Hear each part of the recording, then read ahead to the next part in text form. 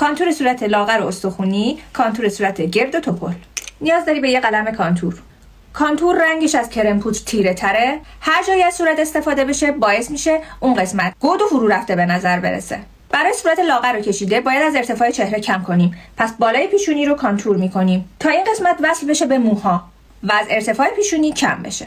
باید تیزی چونه رو هم بگیریم. از خط کانتورمون رو از بالای گوش به صورت هلال میکشیم تا 2 انگشت مونده به بینی. برای سمتی که میخوایم لاغر به نظر برسه باید از عرض چهره کم بکنیم. پس این قسمت رو تیره میکنیم که این قسمت وصل بشه به موها و از عرض چهره کم بشه. از بالای گوشی خط صاف میکشیم تا شکست ابرو و بعد میاریمش به سمت پایین. اینجوری صورت لاغر و استخونی به نظر میرسه. فکم باید به این شکل کانتور بشه که زاویه یه فک بیشتر خودشو نشون بده. کانسیلر به صورت هلال زده میشه که این قسمت پرتر به نظر برسه. اینجا هم همینطور. زیر کانتور هم کانسیلر میزنیم و اینجای چونه.